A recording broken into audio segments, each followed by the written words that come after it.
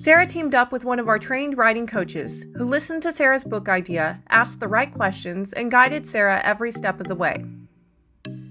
In 90 minutes, they had written the outline for Sarah's entire book. Within weeks, using the speak writing method, Sarah became a published author, both online and in print. Whether it's a textbook, an autobiography, a novel, or a children's book, speakyourownbook.com can help. Yeah. Visit our website today to download our free 50-question guide and schedule your free consultation. With Speak Writing, anyone can publish a book. Speak your own book today. You speak, we write.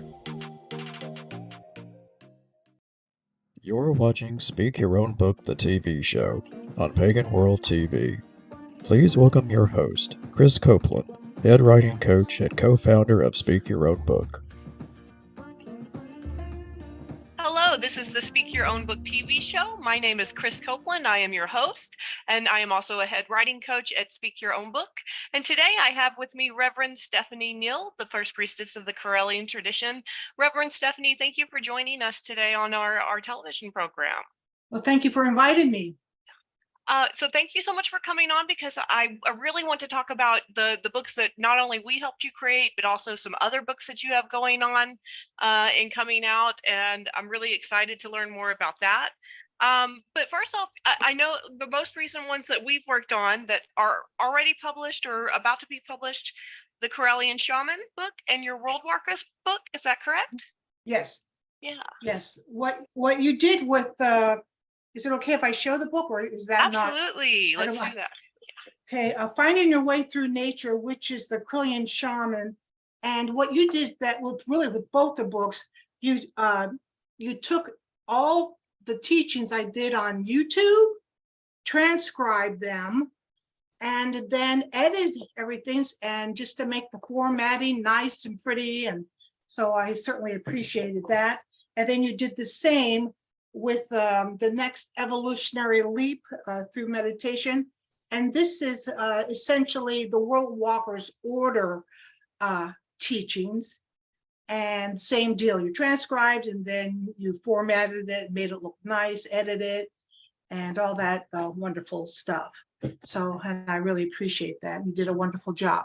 Well, thank you so much. And I want to assure you, it definitely wasn't just me. We had a whole team of transcribers and editors working on it. And really, the biggest amount of work goes to them. I do a lot of coaching and working with them in guidance, but they put in a lot of effort on it, and they had so much fun and they learned so much. That's what I kind of want to share with our audience. When you work with us on your books, the cool thing is that your message immediately spreads through like half of Nairobi, Kenya overnight. So, and they're talking with their friends about it the next day, and this cool project they've got going on. So yeah, the Correllian authors that we've worked with already have a ton of fans in Kenya. Oh, that's wonderful. Yeah. So tell us about a little bit about each of your books. Let's start with the Shaman. And you said that that was about the Correllian Shaman path, and you had a course over this. We transcribed it for you. What can people learn when they start digging into the material? Essentially, they're going to take a 9-month initiation through experiencing with their own hands and their own eyes and their own skin, walking through different assignments that we give them. So essentially, it's a 9-month quest. And as they're going through, maybe they're making a drum, or they're finding 9 stones that can be lighted by fire without exploding. So each thing is their own journey. Even just finding the stones is a whole journey all unto itself.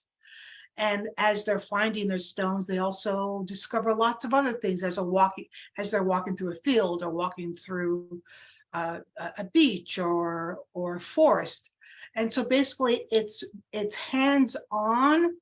It's definitely helping the person to attune to their journey, their mission, recognizing that they're not the messenger, but in fact they are the message. And by learning that, They become more empowered by their own sovereignty to see, wow, I learned this through my own firsthand experience. And so it's a journey, and we have one person that leads this class or training in English, and then another one in Spanish. And we with this person, along with guides, help them along. They have any questions or anything they want to share, that walks them along for the whole 9 months. And then at the end, they have this beautiful initiation. And it's a very lovely way to find out about yourself. Now, you think you're finding out about your spirit animals and the spirits of the land, and you're finding out about all kinds of things. But meanwhile, you're finding out about you through them. So that's a super short synopsis of a beautiful long quest that Correllians can take through the Correllian tradition, even though you don't have to be Correllian to take this. And of course, if you buy the book through Amazon, then you just have to go to even the Correllian tradition to find out if in fact you want to go through with a guide for the 9 months. But then you already have everything there. Now, I didn't put everything. I didn't put all the assignments because I just want, because that's too personal. I didn't want to go through all of that. I wanted it, so if a person wanted to join the training, they have lots of wonderful things that will be presented to them with the guide, and it's not in the book. But I hint around and I do cover things that a person can still feel satisfied with the process. If you decide, no, I'm just going to read the book. Okay, well, fine. Absolutely. And I like that you give them that option, that they don't have to necessarily jump in with a guide right away. They can take your book, look through it, see if it works for them, and then decide to go through the full course with the guide later on. Yeah. So when you say this phrase Correllian shaman, and I've heard lots of different definitions for what a shaman can be. In your own words, what do you believe a shaman, and specifically a Correllian shaman, is and believes and does? Essentially, a Correllian shaman, everything is based on and doesn't go outside the teachings of the Correllian tradition, or at least doesn't disagree, or they don't disagree with the tradition, because then that would be a little awkward by teaching something the opposite that the tradition teaches.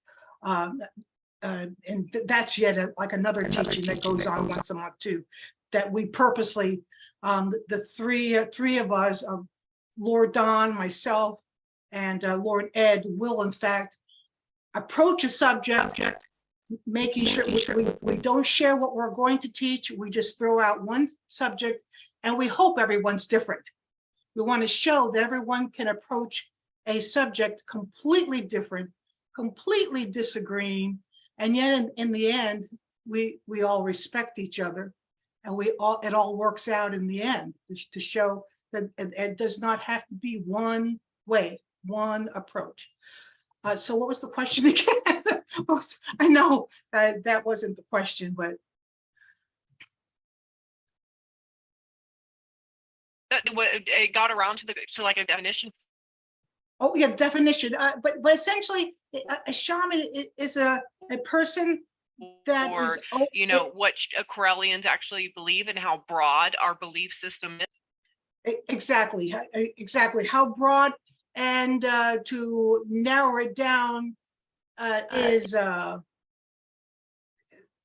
learning about how we operate on this planet, and that we're not separate from or apart from any being, be it a mountain or a tree, and recognizing that that tree or that mountain is also our companion and teacher, and that we are not the only teachers on this planet, and receiving and respecting and being open to everything on Mama Gaia.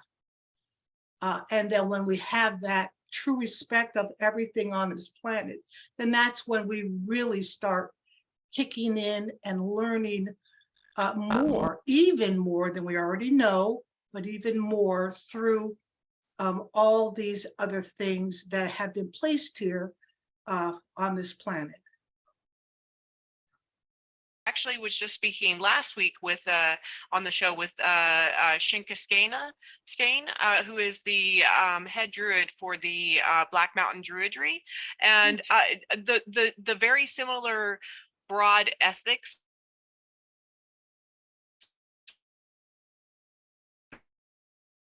or ideals that we share across all pagan traditions in India. You know, that core ethics of like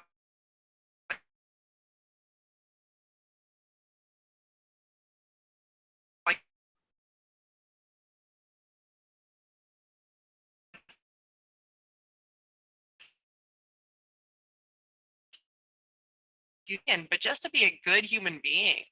And that's what I love about when I read through your books, when I read through Reverend Don's books and other books written by members of the Correllian tradition. It's so impactful as far as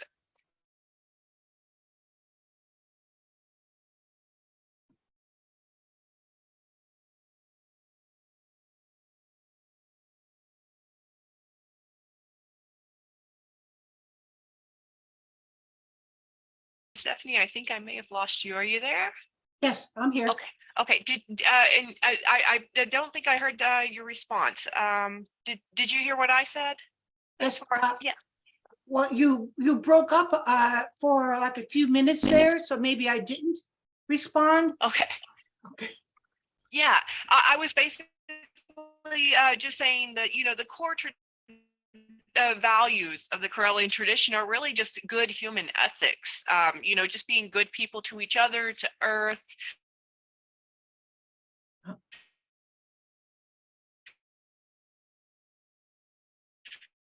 To our tradition and being good to ourselves, and that's what really drew me to paganism. How would you say you started out with paganism? Were you born into it, or did you come into it later in life? When I was 12 years old, I would usually stop by when I would walk home from school in a outdoor bar, because there was an outdoor bar in Waikiki, Hawaii, and I met two women. They would refer to themselves as root women, and they began to teach me things about the water, about meditation, just very, very simple, but yet very profound. And most of the teachings was that they would have me go through an experience, and then I would have to come back to them and tell them what I was taught. In the beginning, I thought that was backwards. Like, aren't you supposed to be teaching me? Aren't you supposed to be interpreting what I just experienced? And no, you're supposed to come back and you tell us. And I said, well, all right. So I did that until I was 18. So from 12 to 18, I stopped by that same bar. And no, I didn't drink. I did pretend like I drank, because I would always get a rum and Coke, but it was not a rum and Coke. It was just a Coke. But Shirley Temple. Yes. So, and then they initiated me as a sea priestess. And then at that point, they said, when I am at the end of my life, or the last part of my life, I will then fully set up and train sea priestesses throughout the world.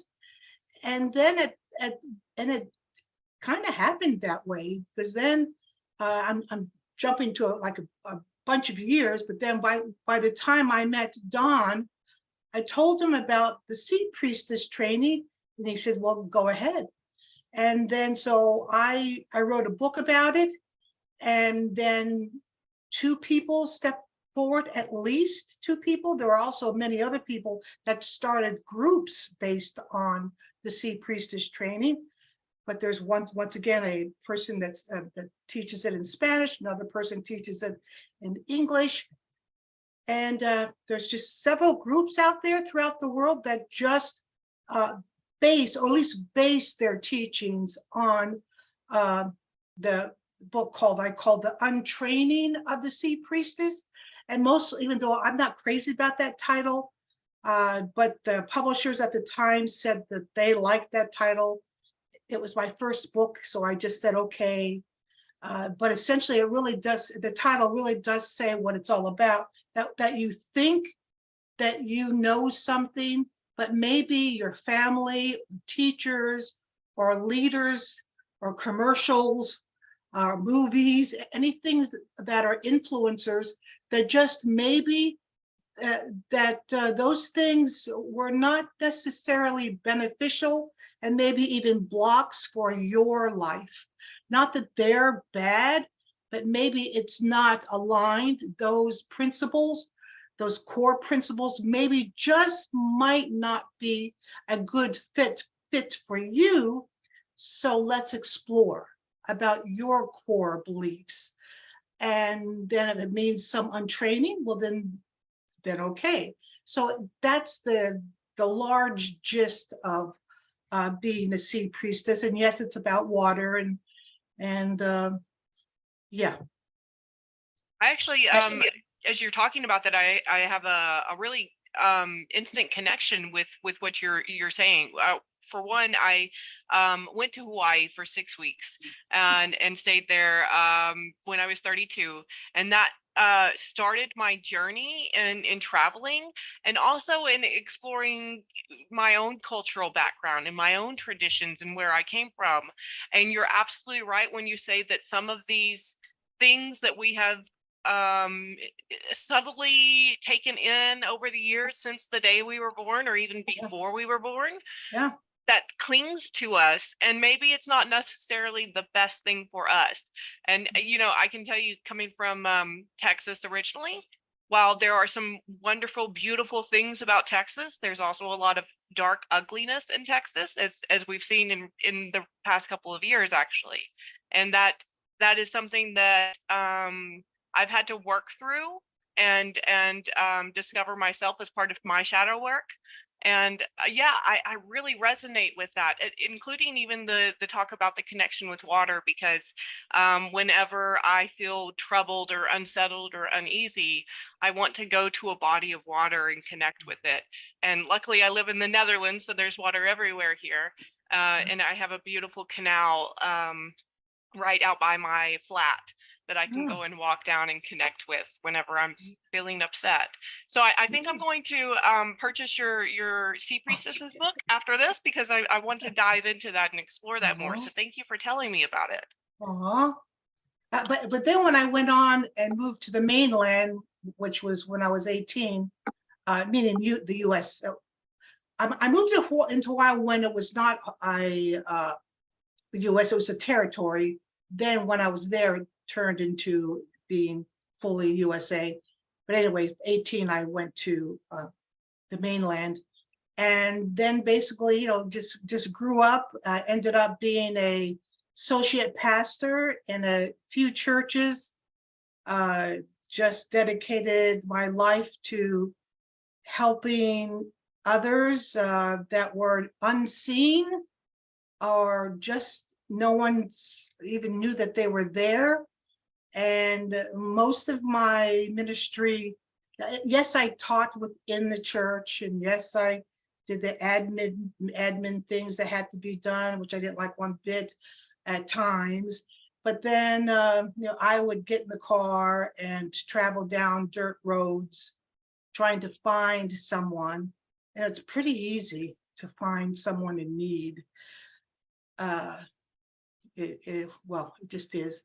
And so there would be many, many ministries that was birthed just from that, where I had reading for adults that didn't know how to read, a reading ministry, a prison ministry, going to detention centers, and try to do that every weekend. Just lots of things. The bottom line, it was about not just helping others, but helping others come along with me, because I needed help. That they would be, and then I would say, oh, you really like that? You like doing that kind of thing? Well, why don't you take that over? And then I could just be over here focusing on that. Then I'd find someone else. Oh, you like that? Okay, why don't you take it over? So by the time it was all said and done, through the years, it really did build up.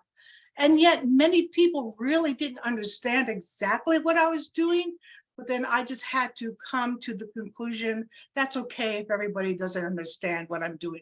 If you really want to understand what I'm doing, jump in the car with me and we'll drive down that dirt road and you'll see what I'm doing.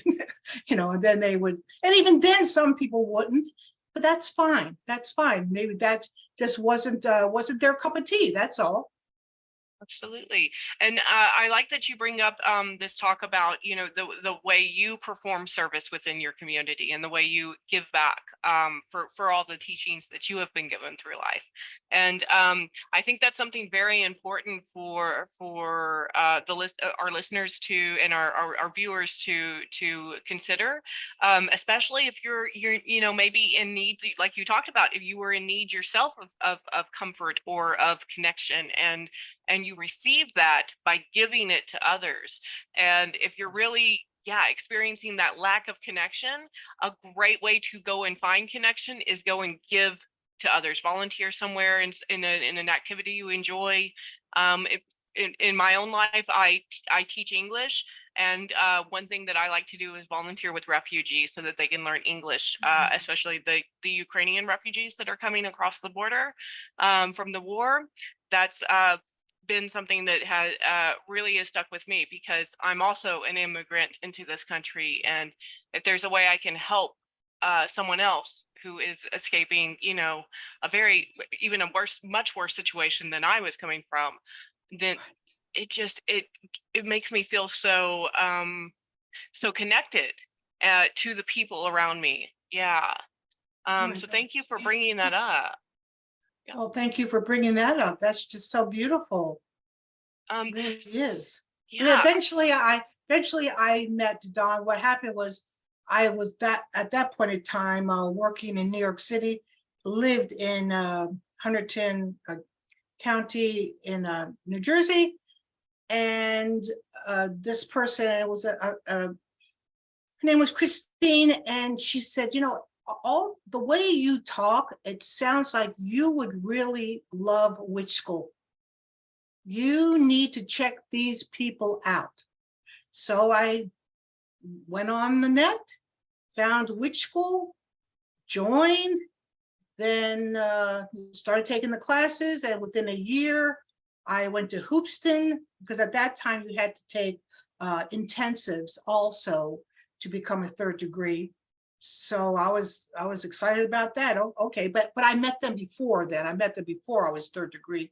But when I met both of them in Hoopston, meaning Lady Crystal, that she was the first priestess at the time. Well, she still is. I mean, I always feel that we're in partnership with each other. I never like to think of her as retired, because I love her so very much. I don't mind sharing the first degree title, like really. But anyway, as soon as I met them, I saw a humility. I saw a openness to want to help others. No ladders to climb, or no fences or no foxholes to try to figure out how to maneuver from this point to that point. Everything was open and lovely, and let's talk about it. And just the whole atmosphere I thought was just amazing. And I didn't need to prove myself. I didn't need to try, period. I just needed to just come in being me.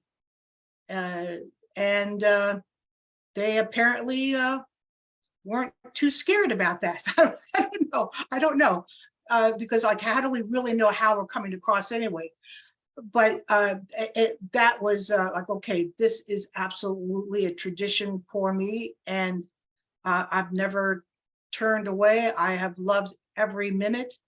I have met wonderful people and so many talented people doing so many different things and doing things in different approaches and different outlooks, and from every aspect of life. And I think that's how it should be, that we all should be evolving in our own way, in our own time, and not trying to make sure that we're all in the same line. Make sure everybody's in the straight line. No, it has nothing to do with that at all. It's about go ahead and everybody explore, and then we'll come together and we'll share that kind of attitude. And I love that. I absolutely love it too. It was the same thing that I noticed when I first came into witch school and then the Correllian tradition. At 18 and 19 years old is when I first discovered it. I'd been looking into Wicca for several years before that, but this was my first serious practice with it. And I think through my 20s, I was just a bit too shy and maybe like kind of fangirling a little bit over, all of the leadership in the tradition and all of their very cool stoles with all the patches on them and how much I wanted to be like them when I grew up. And, in my 30s, I got a little bit more confident and I started talking to more of the established members within the tradition. And what I noticed was just how approachable everybody is in the leadership. These aren't some, it's not like the Pope who's like off in the distance and untouchable. And, you and Dawn, Ed, everyone in the tradition is just so approachable and so down to earth. And that's not something that I've seen often in very large groups. Because normally once you get up that high, there's a lot of distance between the bottom, and that's what I love about the Correllian tradition. It's very much horizontal instead of vertical. Yes, and how I like to see it, and that I like how you describe that though, is that most organizations are vertical and that it's about ascension. For our leadership, at least for me, I guess I can only speak for me, that it's more of a circle and that everyone is in the center. And it's like, well, how can everyone be in the center? Well, why not? Why not everybody can be in the center? And so if everyone's in the center, everyone is connected, even though if they move off to the sides, it's fine. But just that there's no high or low. There's no one beneath me. That's even a horrible concept for me. And I just believe that everyone is in the center, and I am with them, and I am everyone. Very similar to how I see it. I feel like this is a family, and it's not so much that grandma and grandpa ruled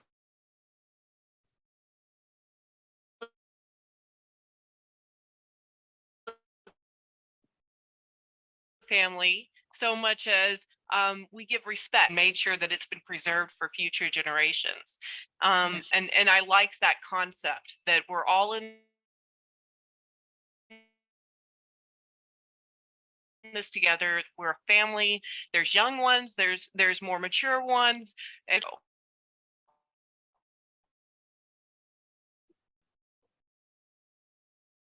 yeah. So my next Walker's book, because it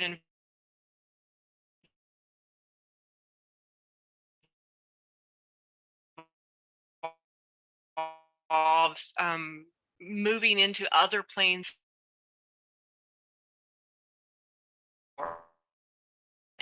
So can you talk a little bit more about what it means?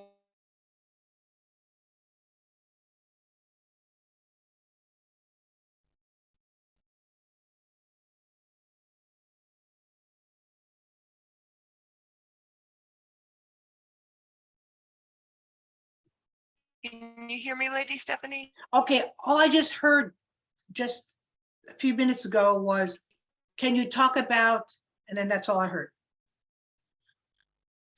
I think we may be frozen up. Can you hear me? Yes. Now I can hear you. Well, now I can't hear you. Okay. Programs and see if that helps us run better. Can you hear me now?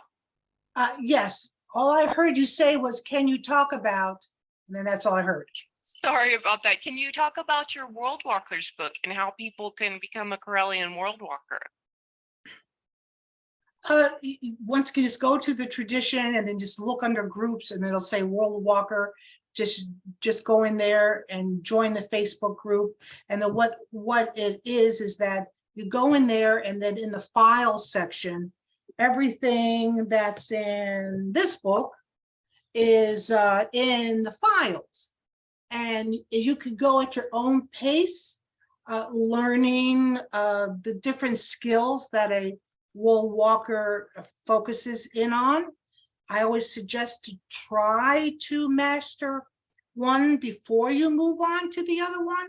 Or if you're just the kind of person that, okay, this isn't working, let me just go on over here and master this, and then I'll come back to that. Okay. So it's something that you don't have to say, all right, I have to do one thing before I can do this, before I can do this. No, you just so long as you have a good understanding of all the different skills that's involved with world walking, and then you decide which house you want to work within. Let's say you want to work as a medium, working with the transition, working as a conscious incarnate, and there's someone who will go through all the different houses, but essentially there are several houses to consider to work in. And then once a month, I do a meditation on Chatzy, and essentially everybody gets on Chatzy and I type out the meditation. And then I do meditations in such a way that they don't have to respond, but most of them do respond. So I give them a guided meditation, and then I'll ask them, so what are you experiencing anything now? Are you receiving anything now? What are you, would you like to channel something? Are you picking up? Like, I try to make it that I'm putting it on them to experience different ways to meditate. And then they type out what they want to say. And it's worked for many years, even though many people have said that maybe it should be done on, I don't know, that everybody can see each other, but no one's complained inside World Walkers. So I'm just going to keep it that way until, I guess, I don't know if someone complains, but it seems like it works fine for us. And plus it's a nice way that now we have a record of it. We have a record of what they say. And sometimes, just as a gift to the tradition, I'll ask the World Walkers, and usually there's not too many that shows up each time, just a few, and that's fine. And then I'll ask, can I share this? And I'll put it like on Facebook or in the hub or someplace that then others can see what we do. But it's basically a work. It's a lifelong work of working with different kinds of spirits. That sounds fascinating, and I want to go back to a couple of concepts that you talked about when you were discussing that. But I also want to mention that when you were talking about how no one's complained about it, the phrase "if it ain't broke, don't fix it" comes to mind. Right. So yeah, Yes. I think Yes. you have the right philosophy on that for sure. If it needs fixing, someone will let you know. Otherwise, it's working great. Yes. So when you talked a little bit about what world walkers do, the phrase "conscious incarnate" was one that I found fascinating as I was working on editing the book for you, Yes. and that's one that I really want to dive into a little bit more with you and explain to the audience a little bit. So, Okay. what is a conscious incarnate, and how do we identify ourselves or become one, or yeah, what's that process like? Oh, I feel that many of us have been put on this earth to tell everyone else what they already are. And they already are conscious incarnates. It's just that they didn't know it. So now they have a piece of knowledge. And with that knowledge, then I always say, now that you have this knowledge, now what are you going to do about it? And then that's the point where it's basically, oh, why is that? Okay, let's hope someone gets that. Uh, why is that important that you, sorry about that. No worries. Was Uh, that Alexa? no, that's our phone, hoping that it'll stop. Oh, yeah. That with uh, okay, we live many lives, and when we're over on the other side of the veil, as we evolve, that part of the other side of the veil becomes shorter and shorter and shorter, and to the point that when we go to the other side of the veil, we also can see into this reality, the physical reality, clearer. For over there, we can see here clearer, I know. But then there's a point that we can jump back and forth, see, okay, well, we're here, we can see this clear. When we're here, we can see this clearer. So that's one, evolve as we evolve. But there's some of us that still feel that break in time. There's no such thing as time. I know. I don't try to. I'm not trying to. So when we are on the other side of the veil as a conscious incarnate, we help others, and a lot of times I have conversations with people that just before they die, I will meet them, and it's about meeting them just before they die, because if they transition and they're on the other side of the veil, sometimes it's very hard for some people to remember what they're working on over here, or lots of things or they just forget, they're too overwhelmed.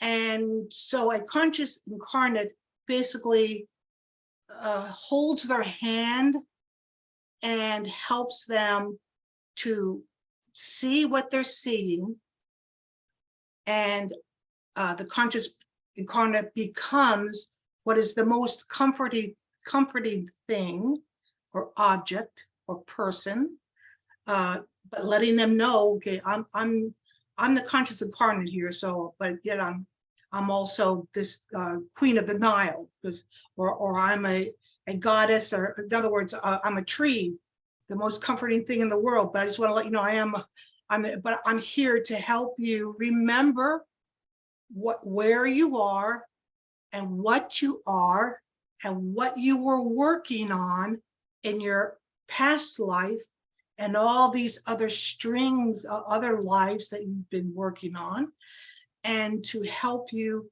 and to ask, do you want to stay with that? And you may say, no, not really. I'm tired of that. I really don't want to be, at least not for now. I just don't want to work on that. My next life, I just want a break from that. And then we just start the discussion. But by that time, ancestors, their ancestors, just will show up. I don't know how they show up.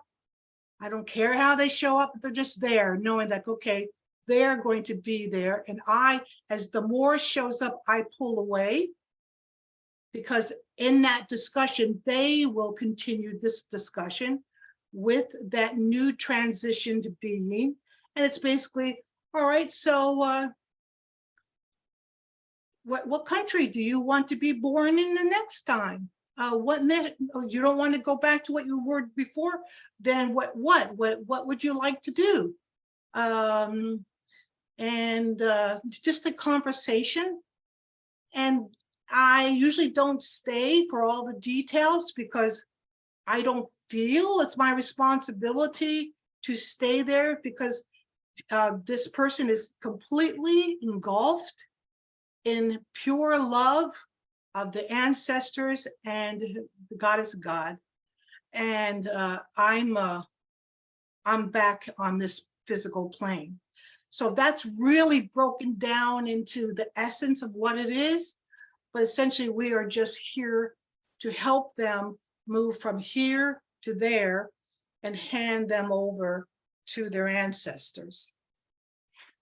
I find it such a fascinating concept, because if you're able to connect with that line of consciousness throughout those incarnations, then you're able to pick up threads of a journey that is greater than any one lifetime, or even any one human being, to fully come into a realization of connection to the universe. Yeah. If people had any idea how magnificent, how they were created and why they were created, they would just be blown away with the magnificence of how much love was poured into us, and for eons and eons, that you just weren't an afterthought that happened just one night. No, that you had been lovingly and painstakingly developed and evolved over, I don't even want to say how many years, who knows? Eons, or longer. Absolutely. Yeah. And the idea of having a group of world walkers to help those people who are realizing that this for the first time, maybe, and connecting to this concept for the first time. I like that there is a group out there dedicated to making sure that happens. Yeah, absolutely. So switching to some of your other books that you have coming out, and I know you told me a little bit about them, but just, in your own words, could you share with our audience what you're working on and what's already released? Okay, let's see. So there was the Discovery Tarot Path. That's just basically about a approach on looking at the tarot using sets that relate to each other, and you can read the cards just using that one set. So I have it all broken down, related to each set, what each set has inside of it, how it can be utilized. So that's a real, we already talked about the Sea Priestess, and then there's the little book I wrote, was called The Teacup, and that was just a book that I just wanted to write about my grandmother. She came from Scotland, was an immigrant to Canada, then from Canada to the US, and then that's so like, we're not that like some people are like, oh, I lived in the US for since the 1600s. Well, I can't say that. It was my grandmother that went to Canada. What am I going to say? Yeah, so which is fine. But anyway, she taught me about how to divine through tea leaf reading. And then I came up with about 6 other ways to read the tea leaves much easier, because many times when you just look at the tea leaves, it's just a speck on the cup. And then you have this long line of interpretations. Okay, well, the horse means, and go like, it's a speck. I can't see a horse there. Or it's a cloud. No, it's not a cloud, it's a speck, that kind of thing. So I came up with a way to make it real clear that you take a big chunk of loose tea and of course, like flip it down on the saucer so that you don't have any specks. Wait, you kind of do have a few specks, but you have big chunks that now you can really look at it and make, like looking at clouds. At least you have some form there that you can divine something. So yeah, that does look like a horse's head. Okay, I'll take it, fine. So it's just broken down into the meanings of what that particular thing means. And I talk a little bit about high tea and low tea, and but just basically dedicated it to my grandmother. So. Absolutely. I find and so I'm relatively late to the idea of interpreting leaves and divination from tea leaves, mostly because growing up in Texas we had southern sweet tea and not European style tea. Yes. But since I've moved to Europe, I've gained a new fascination for it, because here we have the proper tea with the teacups, and we can flip it over and things like that. So it's, Yes. yeah, I've find that much more interesting now that it's a regular part of my life. Oh, good. Yeah. I think the other books that I'm working on now is I'm calling it tarot therapy, only because well, really, in the 1800s, there were many profound and influencers related to tarot reading. And there were several that said that the tarot is about learning about yourself, and it's not about divination. Not at all. I disagree with that, because tarot's been used for too long now to show that it does work and can be used in divination. But at the same token, those people from that age saying, oh, but it's about learning about yourself and moving through things and helping yourself move through the stages of your life, then like, well, okay, approaching it that way, let's start looking at these cards again. So I did much studying related to people that would write about tarot in 1600s, 1700s, 1500, a little bit of 1500. Like I would try to read everything and try to compile that and put this together in such a way, hoping that deity was at my back and the ancestors were at my back, helping me move through this process. I even have a psychologist friend that she said that when you're done, let me look at it.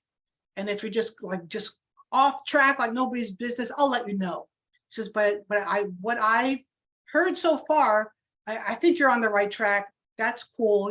So I feel like I've gotten the blessing, like, because I'm not a psychologist.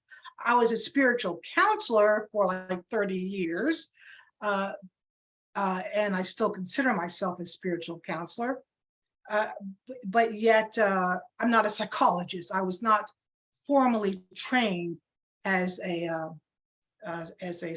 psychologist. So, but it's just what other people have said that particular thing is, and it's a lot about just awareness of what that card is really about. And just by seeing it, this many times when you look at a card, you think you're seeing everything in it. And then finally you realize, oh, well, no, I never saw that before. And then that can be a a shift at that moment, like, okay, now I understand that card, but maybe that card can't be understood until you go through that stage in your life. And now you look back at that card like, oh, so that's what I was going through. Now I understand what that's about. So it's that kind of thing, as that, even though I'm not a psychologist, but yet I have lived a long life and have experienced, luckily, to experience lots of wonderful things in my life. And I can only apply, and that's how I usually teach anyway. I can only tell you what I know, and then let you know there's lots of other amazing people out there that experience life in that way. Well, now you need to go with them and find out how they approached that same thing. So I'm not trying to say I'm the be all, because no way, and I wouldn't want to be. So yeah, so that's going to be called Tarot Therapy. And then another book that's going to be called, let's see, Who Are You? Oh, I like that name. What is this one about? It's going to be a, I guess, a statement, even though there's been several people that have said throughout the years, would you just do like memes or something, put something out there once a day, because the things really are like many of them, well, I mean, just nice compliments, so it doesn't matter what they say. And at that point, I realized as I would say these different things, I would just write them down. Well, now I have like 60 pages of these things. I think, well, I have 60 pages of these, and I don't like to call them memes, because they're just things that I just say, and then people go like, what are you talking about? Or, oh, okay, well, that I never saw myself in that way, and maybe I don't want to. Or so I do say things like that. I'm not trying to cause trouble or anything, just say these things, but yet sometimes people say they somewhat help. But anyway, I've saved them, and I just think it's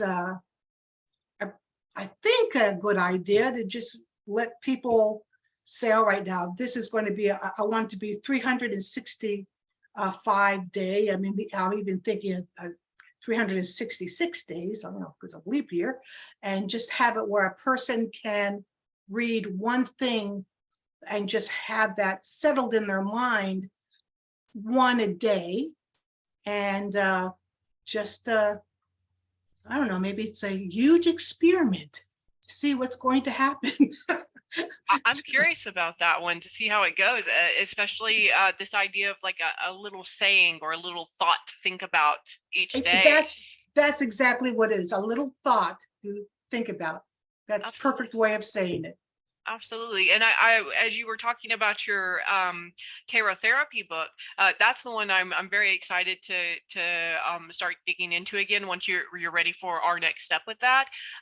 Mostly because I've done another tarot book before this, but it was geared towards children, and it was teaching them the lessons that could be learned from the tarot, and we would make it very simple, short, little like Aesop's fables types of morals, moral of the story. Yeah, so it would be, for the fool, we would have look before you leap, right? Just be a little bit more cautious instead of, wandering around aimlessly, because you might stumble and fall if you don't. And with the magician, it was, open yourself up to knowledge. And then we had one for each part of the tarot deck of the major arcana, but looking at it from more of an adult perspective, and over the course of a lifetime. Sounds much more in depth, and it really sparks my curiosity. I know I read through parts of the rough draft while we were working on it as well, so I'm excited to dig back into it and see what you've added to it since then. Yeah. Well, thank you. So just we have a couple of minutes left, and I want to Okay. follow up with two final questions. Good. We have a lot of pagan listeners who are out there thinking about their own book ideas and aren't really sure where to get started. What advice would you give to new pagan authors or people who want to try their hand at writing books as someone who has already published both with publishing companies and independently her own books quite successfully? Boy. Well, first of all, they need to contact you. And, I think they just need to start by writing what they have experienced themselves. Write what you know, and then you won't get lost. And then set up in your own way some kind of a system dealing with time. Let's say, okay, I am not the type that can say I will work on this book 1 hour a day. Okay, admit that to yourself out front, say it, and then say, okay, what are you willing? 2 hours once a month? That sounds okay. That's going to take a really long time to finish, but at least at least you're going to do something. So something that you set up your timeline that you will feel comfortable with, and then even just get into the habit that whenever you have a thought, you have your cell phone, or if you're at your computer, or however you or a piece of paper and a pen that you just need to jot something down. Jot it down, but make sure that if you are reading something and you write it down, make sure you write down who's that, because those aren't your words. There's nothing more terrible than 10 years later you find this really cool saying and you go, I don't know who said this. I don't think I said it. Okay, now you can't use it because you didn't say it, or you're pretty sure you didn't say it. It's better to go in that direction instead of say, oh yeah, I probably said it. No, because then that's called plagiarism. So just getting in the habit that whenever, especially when you're working on a book, that you're just always looking at things through the eyes of that book, and having some kind of a recording device that you come up with these ideas and just jot them down. And that's a good beginning. And I would suggest too, in fact, work with someone like you, and that you would you would guide them along. Now, my first 2 books, I didn't need guidance because I basically already had the manuscript done, and I just was sending it to different publishers. And so when they said yes to me, then they just went in there and just change, like I'm going to put that chapter over here, and I'm going to format it that way. They did all this magic, and then they gave it to me, and then I would go, okay, all right. So I guess I knew enough to know how to present it, but obviously I did not know enough to know how, the 5th chapter should have been in the 2nd chapter. They were professionals about that. And so they did all the maneuvering around, and it all, worked out just fine. So in other words, rely on experts, and don't think that you are an expert in everything, because most people aren't, and that's fine. There's nothing wrong with it. There's nothing wrong with it. But you're the one, as the writer, you're the one that gets to write the cool stuff. You're the one that gets to be the one that might possibly help another person's life. That's cool enough. And let the experts do what they do best. Absolutely. The advice you're sharing is a lot of the same advice that we have in the Speak Your Own Book textbook, and through the Witch School course that we offer. And that's very similar advice. We'd say, write about what you know, yourself is a great place to start. The skills that you have that's another great place to start. And then when you get stuck on something, that is the second thing we recommend, is do come to us, because we offer some free help for people just getting started in this. We do offer that free consultation, so they can come in and sit down with someone who has some expertise on this, and can give them some ideas and some suggestions for how to move forward. So yeah, I appreciate you. I don't want to sound biased by saying, come to my company, because, No. but yeah, but I do strongly believe that we are here to help pagans share their voices with the world. And whether that means, you're just using some free advice from us, or, our full suite of services, whatever it is, as long as you get your voice out there and share it, that's really what's important. And talk about important. Pagans do not, well, some pagans do not realize that the things that we know, that they know, is important for others to hear. Absolutely. And so that could be real game changers within the population of the world. So you do have something that is needed by the world. Yeah, absolutely. And then that's what I try to tell everyone that I run, especially if you have any survival skills or sustainability skills or information on how to get through climate change. That's a huge thing right now and yes. pagans are especially interested in that type of information anyway, just naturally, with our love for Mother Earth. And so, those kinds of skills, I know a lot of pagans out there have them, and a lot of people in the world need to know this, whether they're pagan or not. Yes, Yeah. yes, yes. Very good. My final question for you is just, how can people find your books? How can people find you online? How can they get in touch with you? You can find me at stephanieleonneal.com. You can find me on Correllian.com. That would be the easier. Well, I guess both are easy. You can find my books on Amazon. Some libraries do carry some of my books, but I guess that's beside the point. But just it's Amazon. Amazon's easy. It's there. Okay. They're there. Yeah. So everybody, please check out Lady Reverend Stephanie's works.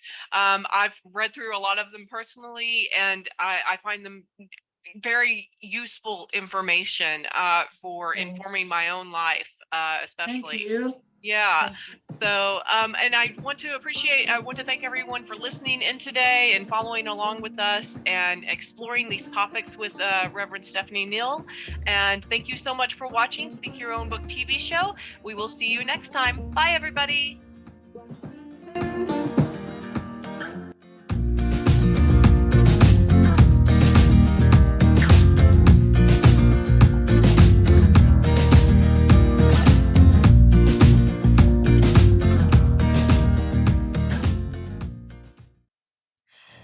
Thank you for watching Speak Your Own Book the TV show on Pagan World TV, hosted by head writing coach and co-founder Krys Copeland. Please join us next time on Speak Your Own Book. Sarah had been trying to write a book for ages, but she was still on page 1, until she discovered SpeakYourOwnBook.com. Sarah teamed up with one of our trained writing coaches, who listened to Sarah's book idea, asked the right questions, and guided Sarah every step of the way. In 90 minutes, they had written the outline for Sarah's entire book.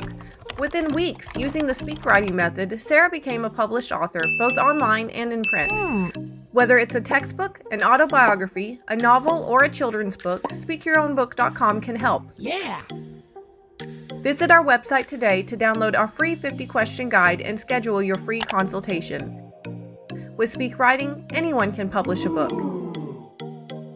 Speak your own book today. You speak, we write.